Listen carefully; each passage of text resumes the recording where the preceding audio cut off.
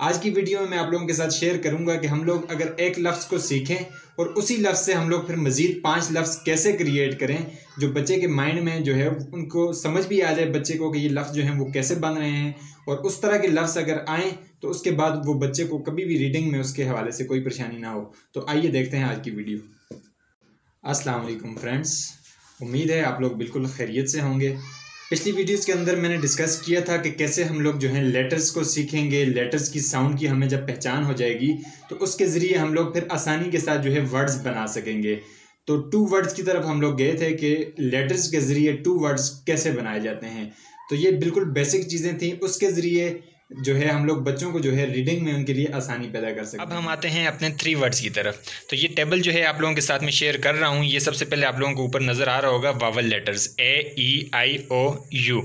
तो ये वो वावल लेटर्स हैं जो अल्फाज को जो है आवाज़ देते हैं कि कौन से लफ्ज़ की क्या आवाज़ बननी है। ये जो चीज़ है ये वावल लेटर्स के ज़रिए आप लोगों को समझ आती है। तो सबसे पहले आप लोग देखें यहाँ पे सीरीज़ में आप लोगों को नज़र आ रहा होगा BAT बैट। तो ये जो बैट है आप देखें इसी लफ्ज़ से, ये ए साउंड लेटर है तो इसमें अगर बी को हम लोग रिप्लेस कर लेते हैं सी के साथ तो इसी लफ्ज़ से ये बन जाता है बैट के बजाय हो जाता है कैट। तो जब बच्चे को ये पता होगा कि सी क की आवाज़ देता है तो बैट जो है वो ऑटोमेटिकली उसके जहन में आ जाएगा कि ये कैट में चेंज हो जाएगा। इसी तरह का को आप फ एफ में चेंज कर लेते हैं, म हेड। तो इसी तरीके से ए साउंड लेटर्स ये बच्चों को समझ आ जाते हैं। आप इस तरह के बहुत से अल्फाज जो हैं वो बच्चों को करवा सकते हैं जिनमें आप मुख्तलिफ लेटर्स शामिल कर सकते हैं। इन्हीं में आप लोग एक एक लफ्ज़ ऐड कर लें। BAT बैट, तो डी शामिल करके बच्चे से पूछें कि DAT क्या बनता है, NAT क्या बनता है, ZAT क्या बनता है। तो इस तरीके से बच्चे को जो है क्लियर हो जाएगा कि ए साउंड लेटर जो है वो किस तरीके से बनता है। इसी तरीके से आप आगे चले जाएं तो ई साउंड लेटर आपको नज़र आ रहा होगा BET बैट।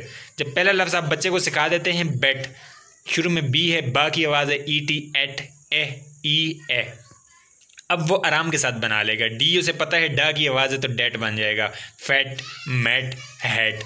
इसी तरीके से आई साउंड, आपने आई साउंड की उसे पहचान करवानी है। BIT बिट, जब उसे पता चल गया कि BIT बिट है तो शुरू का लफ्ज़ अगर आप चेंज कर लेते हैं, बी की जगह आप डी लगा लेते हैं तो क्या बन जाता है डेट फिट। या आप बच्चों से क्वेश्चन करें, एफ़ लगाएंगे तो क्या बन जाएगा, जे लगाएंगे। तो इस तरह बच्चों की साउंड्स भी साथ साथ क्लियर होती रहेंगी और उनको पढ़ने का आइडिया भी होता रहेगा। उसके बाद आगे ओ पे चले जाएँ तो ओ के आप देखें उसको पहले लफ्ज़ की आप पहचान करवा लें, BOT बोट। तो उसके बाद आराम से एक एक लफ्ज़ आप चेंज करते जाएं और बच्चों से पूछते जाएं कि ये क्या बनेगा। इसी तरीके से आप यू साउंड पे चले जाएं तो ये आप लोग देख सकते हैं BUT बट। अब BUT बट है तो उसके बाद आप बी को चेंज कर लें, जी लगाया तो गाफ की आवाज़ है, गट हो जाएगा, नट एन की आवाज़, कट और जेट। तो इस तरह आप बहुत से अल्फाज नए शामिल करके बच्चों को सिखा सकते हैं कि ये साउंड जो हैं वो किस तरीके से उन्होंने प्रोनाउंस करनी है और किस तरीके से इन अल्फाज की मदद से नए अल्फाज उन्होंने सीखने हैं और पढ़ने हैं। उम्मीद है आज की वीडियो आप लोगों को पसंद आई होगी। मज़ीद वीडियोज़ के लिए हमारे साथ रहिए।